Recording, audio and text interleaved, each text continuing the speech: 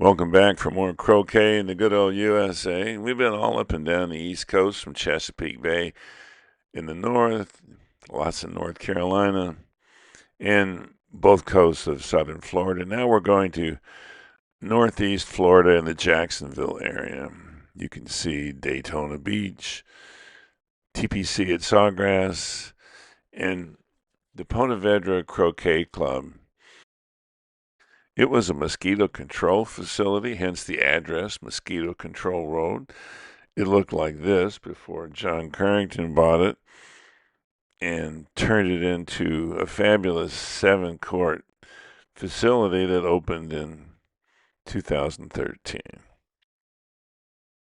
It's a truly lovely venue with all the amenities, plenty of parking, and fabulous open-air viewing from the main building. This is the south side, which has 3 full-size courts and 1 practice court that's a little smaller, and then there are 3 more full-size courts on the north side of the facility. John Carrington is a charter member of the USCA and was inducted into the Croquet Foundation Hall of Fame in 2006 for all of his contributions to the development of croquet throughout Florida.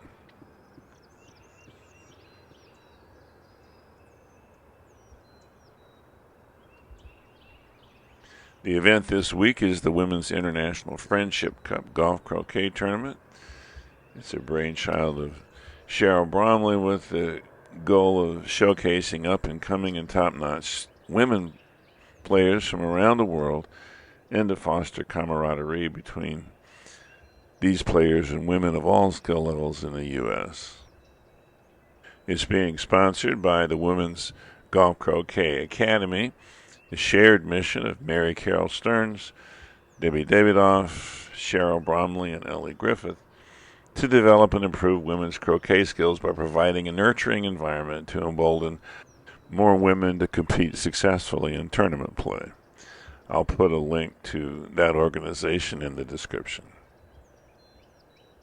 Up on the north side of the facility, you have Marc Stearns, your tournament director, demonstrating a very small part of what tournament directors do. He's being assisted by Brandon Ely, who was very helpful to me.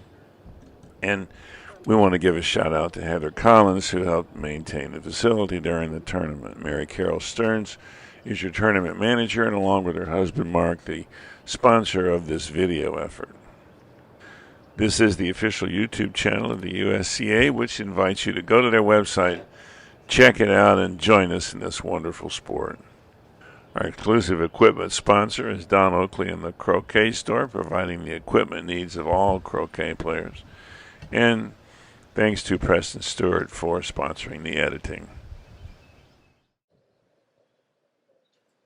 And now a Taste of Championship flight.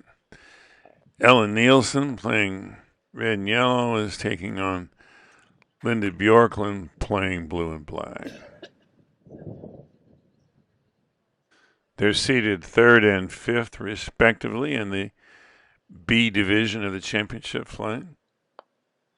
Ellen plays at the Sarasota County Croquet Club in Venice, Florida. She is a certified referee and instructor in golf croquet, and I've added their handicaps before their names. Lynda plays at the Country Club of Sapphire Valley in Western North Carolina. She's also a certified referee. She is the district president for Western North Carolina and was instrumental in putting on that great Western North Carolina Golf Croquet Invitational that we posted last year. That event has its own playlist on our YouTube channel. Check it out.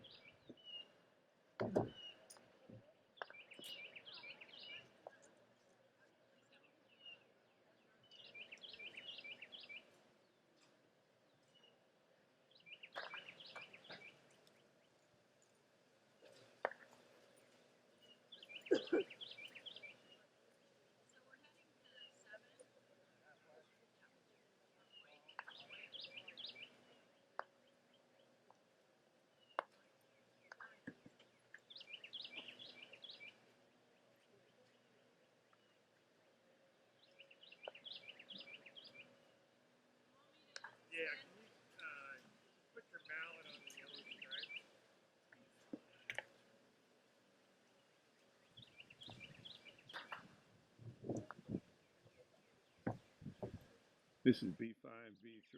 B5 is playing blue and black.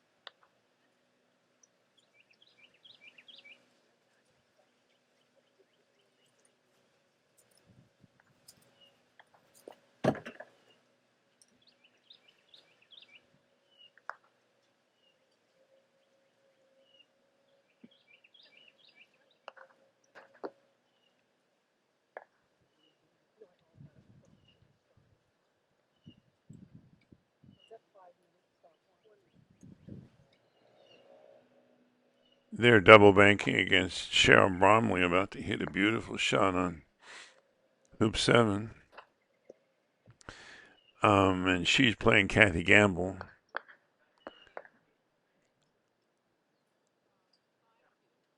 They're going to mark some balls, move blue to the penalty spot on the east boundary, and eventually get going again.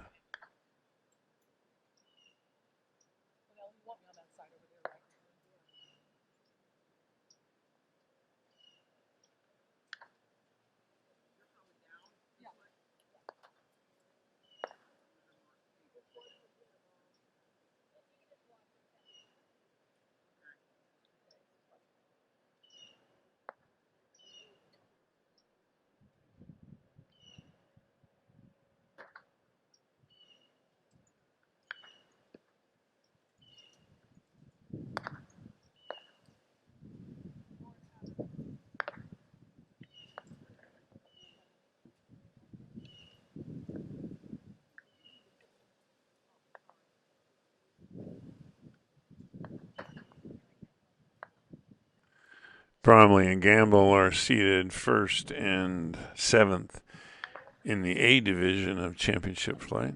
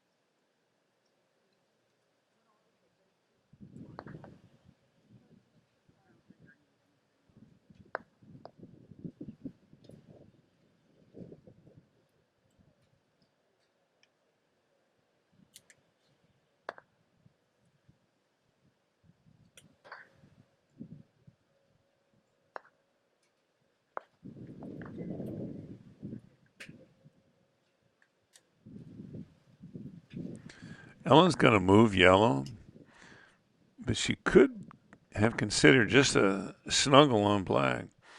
Maybe leave a millimeter or even pass and leave them right where they are, something you weren't able to do in the previous iteration of the rules. And then when blue, which is off to the east, smacks into red, red's going to stop right there because it's going to hit those two balls and might still have a hoop shot. Maybe a little too cute, but it might work.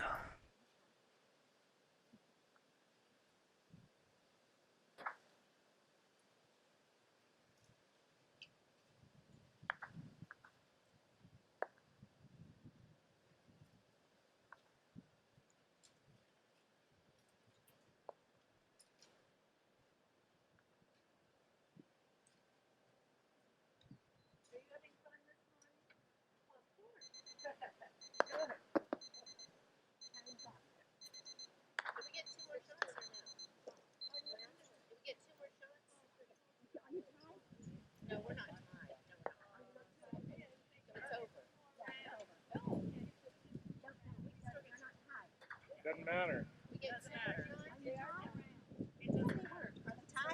doesn't matter if you're tied. You still get your 2 rotations. But that said they work. It doesn't matter if they're tied. Oh, okay. You get so after this goes off, you get 2 more. When your time's up, you get 2 rotations. If you're tied after 2 And see, if she had passed with yellow or done a snuggle, then black wouldn't have a shot right now.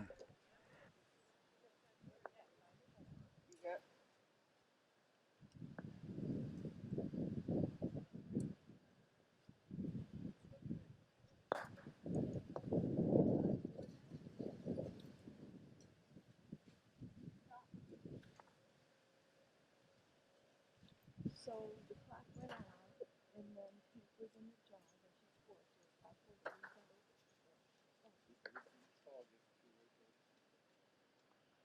But it's not time yet, does it not?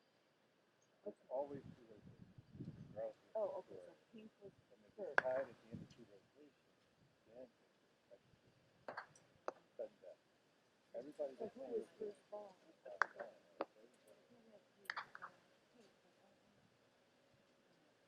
always 2 rotations.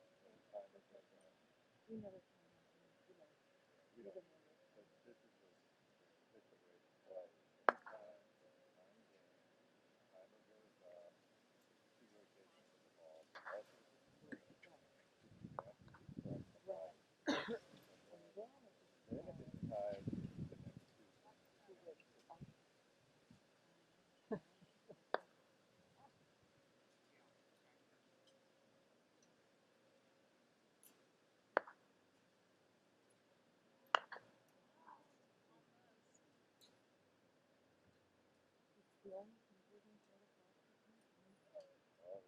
Notice how she's going to set up quite a bit deeper than we saw the players do in the first 2 games. Less chance of outrunning the zone of makeability, if you will, that way. And she put it just past the center line of the hoop so that when black tries to clear red, if it does, or blue for that matter, those balls would have less of a chance of ending up right in front of the hoop. It was black to play. Had Ellen noticed that blue played incorrectly, she would have just called it out, probably chosen replace and replay. Blue goes back and Lynda plays black. But since she didn't, it is actually red to play. So yellow is a wrong ball. And you only deal with the most recent wrong ball. So Lynda now gets the chance, since she's about to notice that yellow was a wrong ball, she gets to decide whether Ellen puts yellow back and plays red or does a ball swap. And since red has a good hoop shot, she's going to choose a ball swap. So the wrong ball fault, actually, it's not a fault, it's an irregularity, and it's not a fault because Ellen didn't lose a turn. 1, 5, 6, 7, 9. They're going to swap red and yellow, and it's now black to play. Because black is the ball that follows red, which was the ball that should have been played instead of yellow. I don't know about you, but my head is spinning now.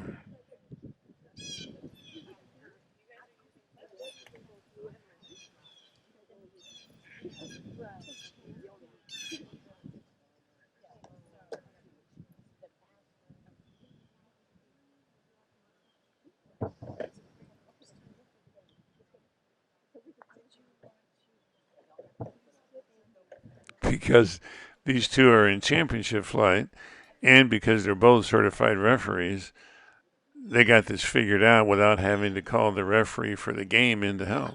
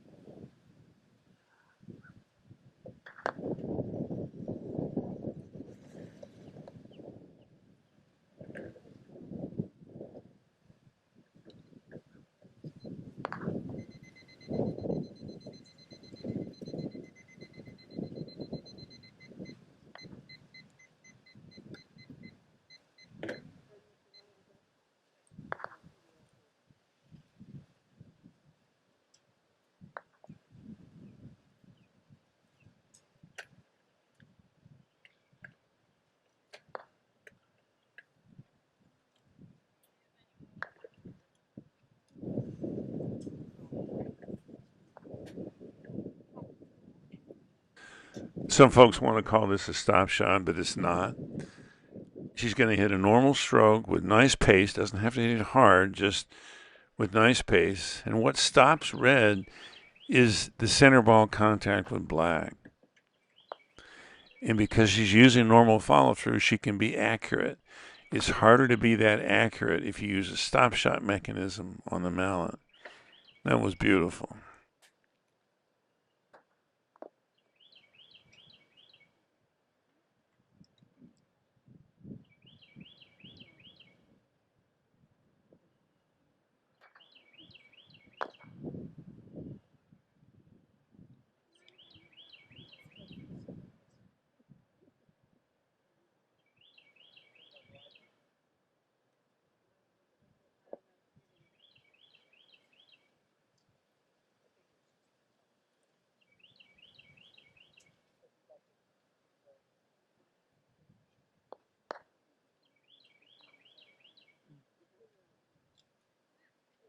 Ooh, Lynda might want this one back. I don't think black is blocking her shot on red.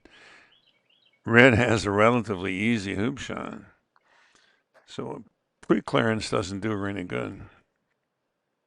And if in fact black was blocking blue's shot on red, then either a block on red's hoop shot or a jump shot over black to clear red could have been considered.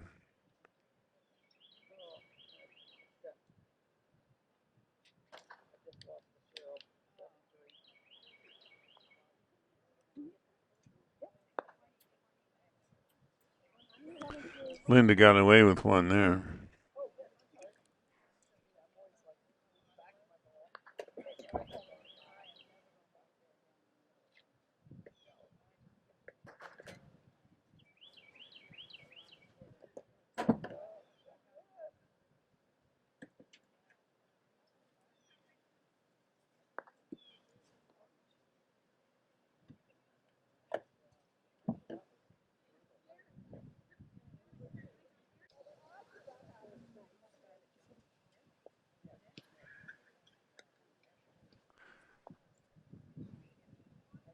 She's going to pre-clear again, but I wonder if setting up blue with a hoop shot wired from red and then letting black take care of yellow wouldn't have worked better.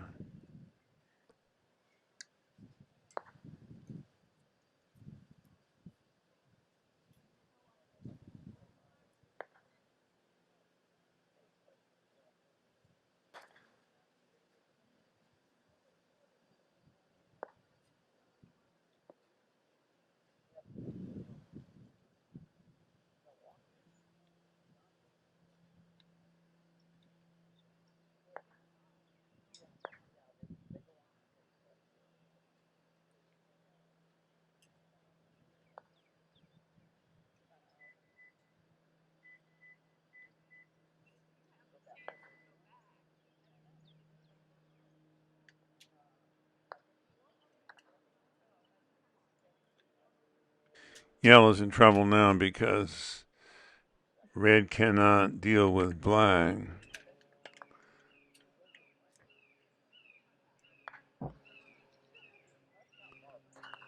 So yellow did them both.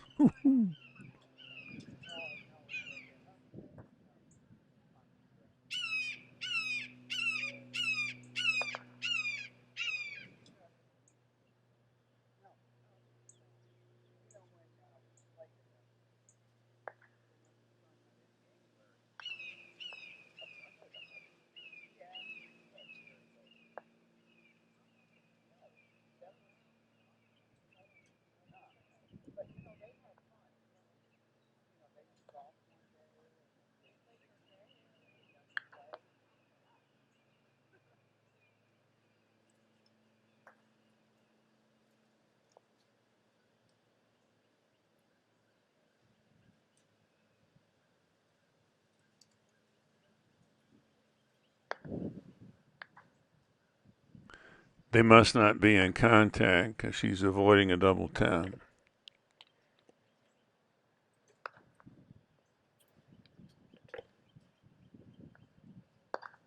Ooh, or maybe it was the double clearance she was after to start with.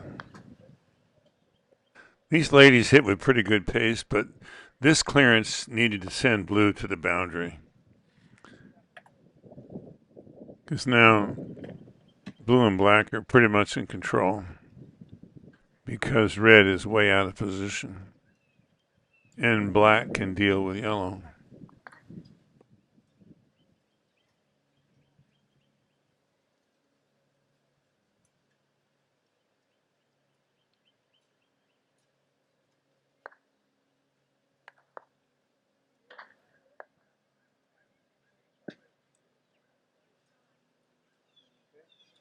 Yeah, I wouldn't mind switching after I went to the other side. Yeah, lunch just arrived. 12:30 games, I'll go over there. Okay, I'll let you know. Make sure you get a lunch. Oh, all right. Yeah, last week was good. Yeah, good day.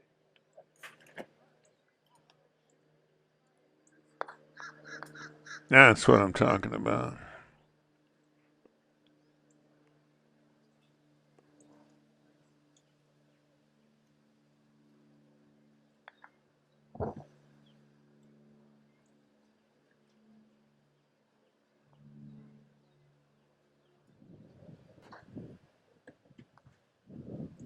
That was a good shot.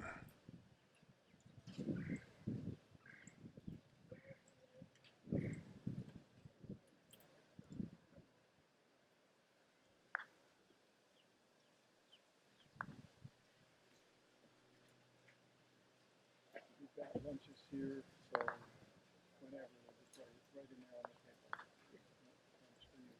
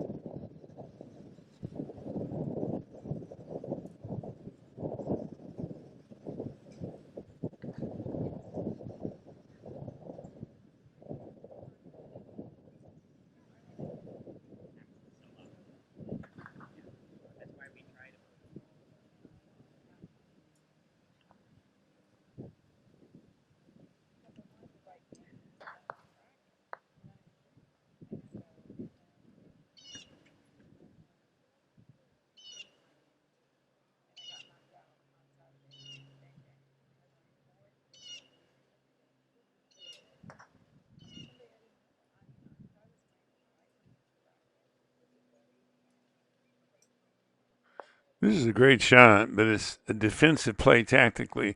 She's setting up to knock black out of the hoop when it goes in the jaws, whereas she also could have set up on the other side, giving herself a jump shot over black.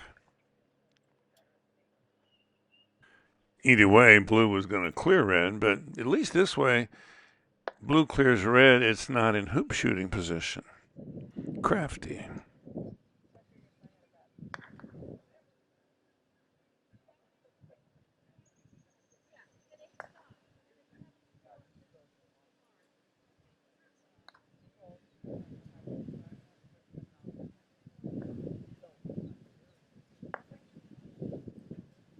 She was probably trying to block blue shot on red, just came up short.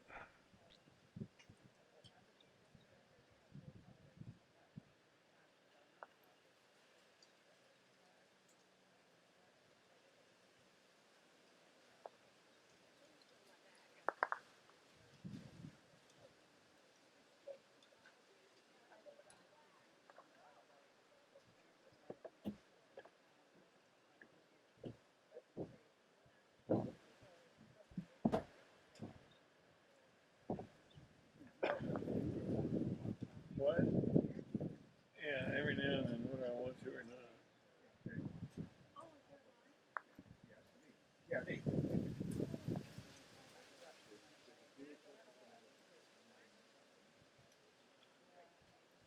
Knocking black out of the hoop with red is doable, but she can only see about a tenth of the ball, so it's not easy. And one of the things you want to think about when you're ahead is if you're going to lose a hoop, don't put yourself way out of position for the next hoop.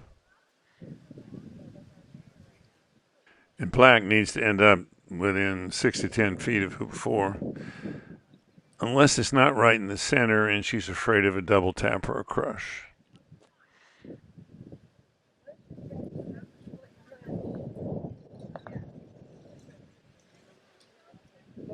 Lunch for you too, big guy. Lunch is ready if you want. Thank you. No, I was.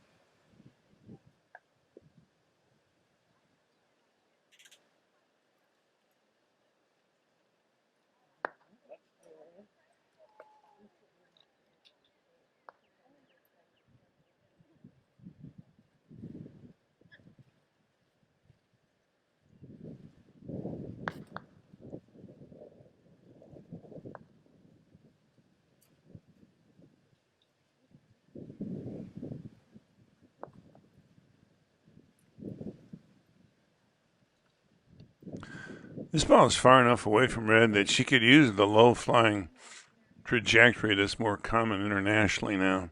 Rather than jumping red, you're sort of flying over it and aiming for that big open spot between red and the top of the hoop. You don't have to move your stance forward at all. You just put your hands forward and hit down on the ball, and you don't have to worry about where it's going to land. You just have to hit it straight. With a steeper parabola like this, you have to worry about where it's going to come down. Ian Plummer may call me out on this. It's probably not a pure parabola because of the spin on the ball, but it's going to take me some work to figure that out.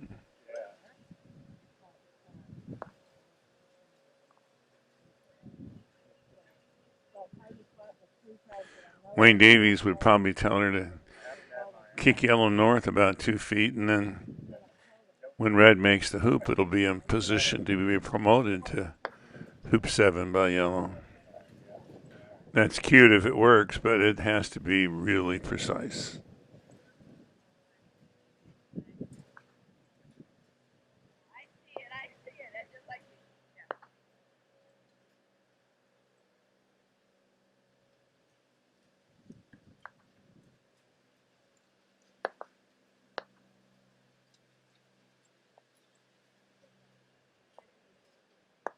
And the other reason that promotion wouldn't have worked was that black would have messed it up.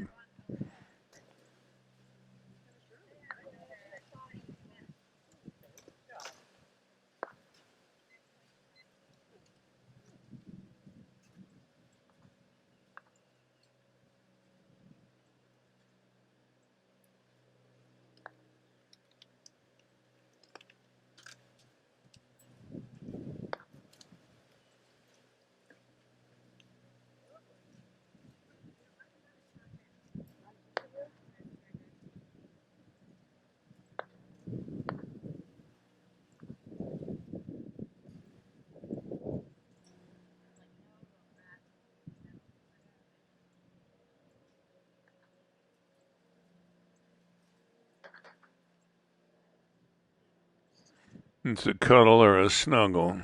Take your pick.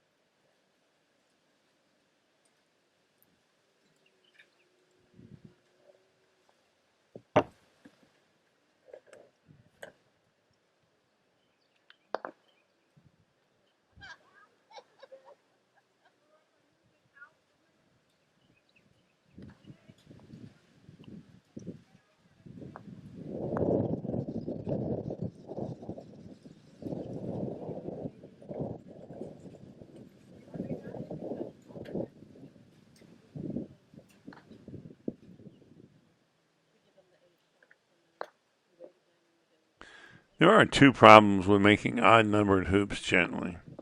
One is you don't get the advantage of getting down to the next hoop. And 2, your next shot is frequently completely hampered. Whereas on an even-numbered hoop, you can hit that ball sideways with no problem.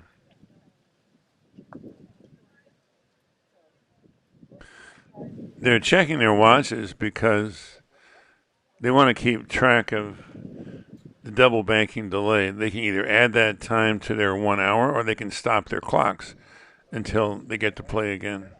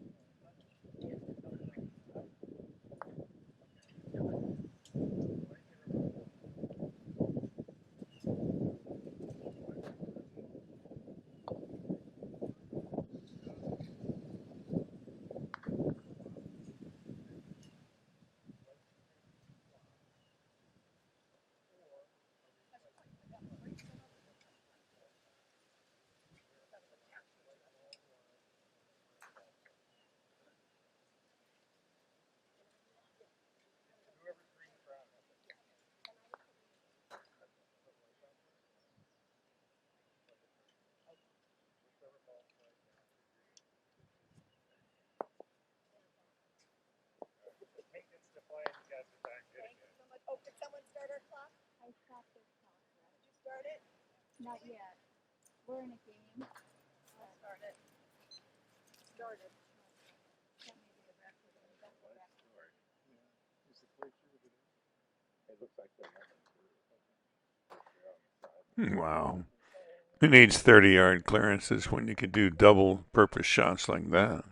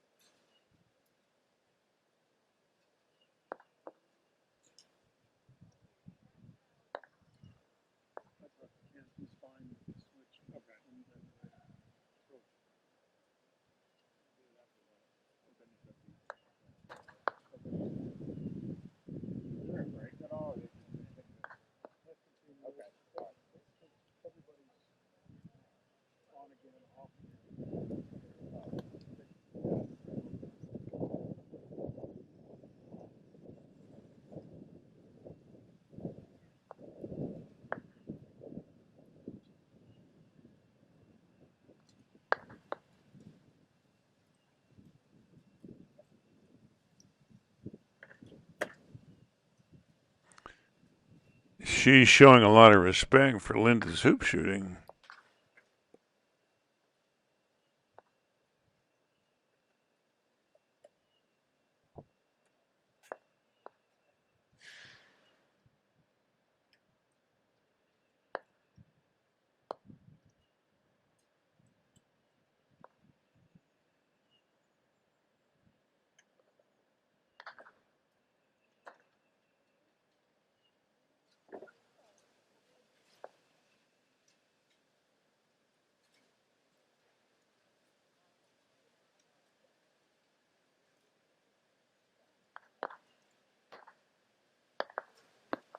And I see why.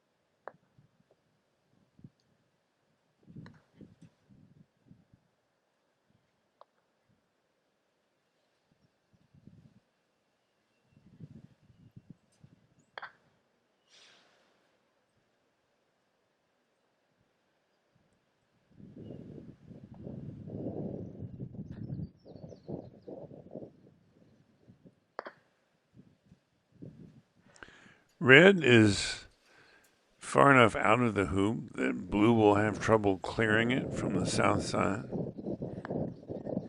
This is really great.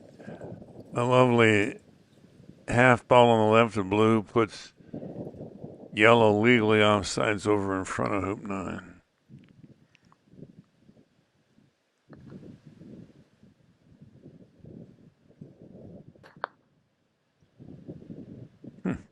Looks like she wanted something else. Looks like it was perfect to me. Because blue now has to make a line shot on hoop 1 to stop red.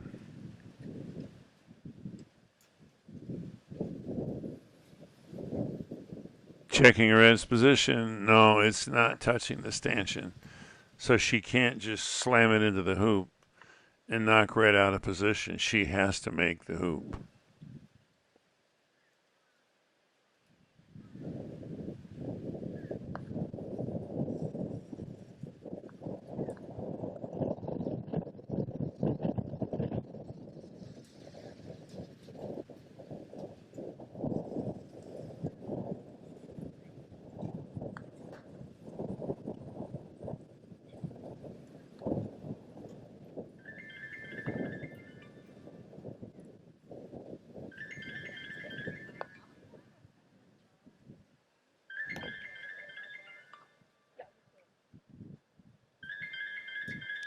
And another 100 gambit, you might say. Lynda's down 3-5, but she does not have the first ball to hoop 9 because yellow's already over there on the south boundary.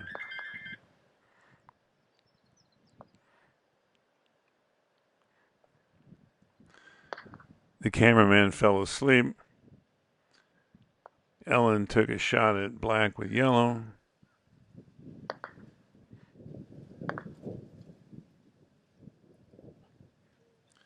And it's blue to play.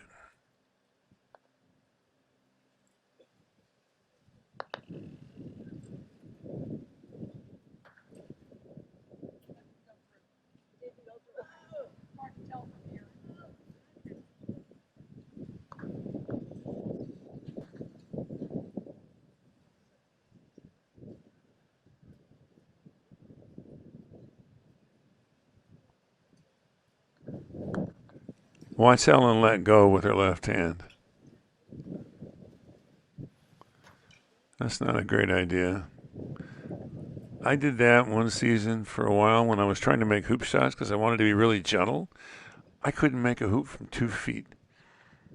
David Bent, one of the better swing coaches around, fixed it in like 30 seconds when he saw me shoot, but I was mystified about why I couldn't make hoops, and it's because I was letting go with my bottom hand.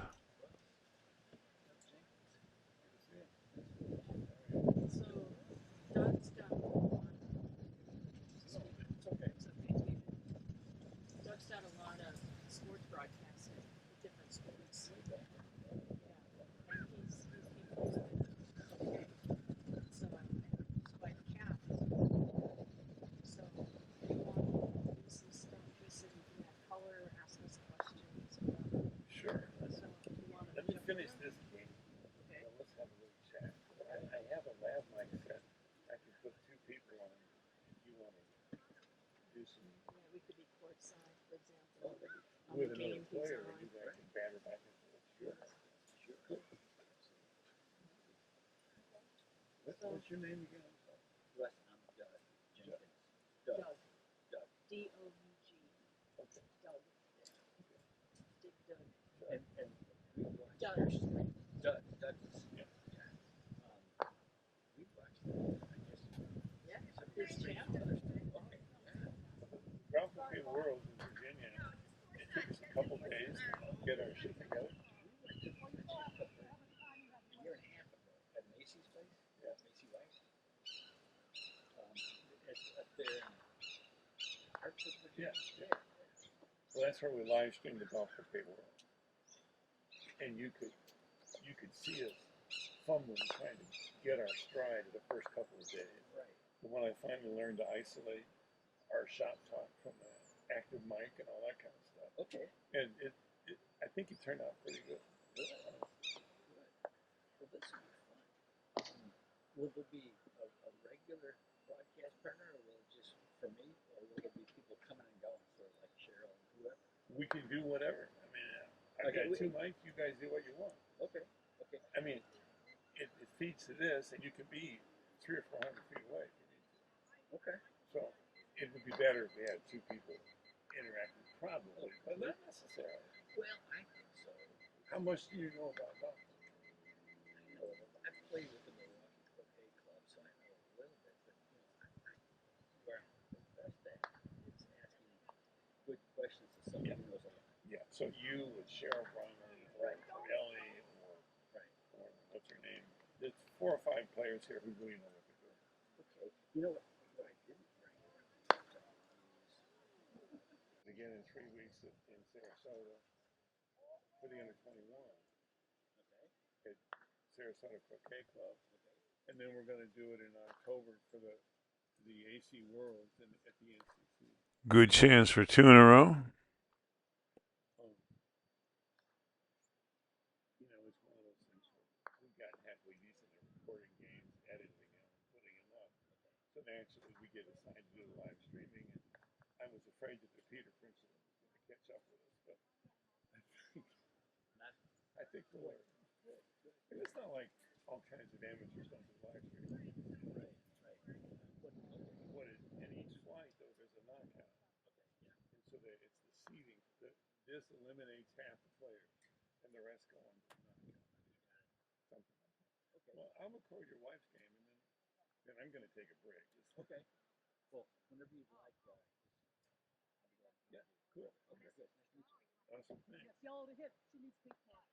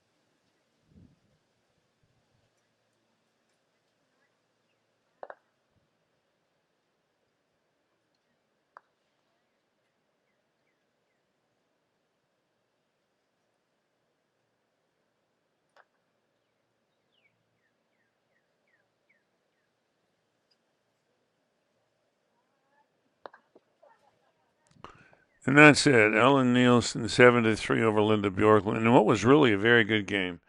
Some just right clearances, lots of lovely touch shots. These gals are good. So subscribe if you enjoyed this. Give us a like. It helps the YouTube channel tremendously. So don't be bashful. Thanks again to the Stearns for sponsoring the video. To the Women's Golf Croquet Academy for helping sponsor the tournament. The USCA for bringing you this YouTube channel and inviting your membership. And Don Oakley's Croquet Store, our exclusive equipment sponsor, for providing all the equipment anybody needs to play croquet at any level. And if you get a chance, check out that new Arrow Mallet.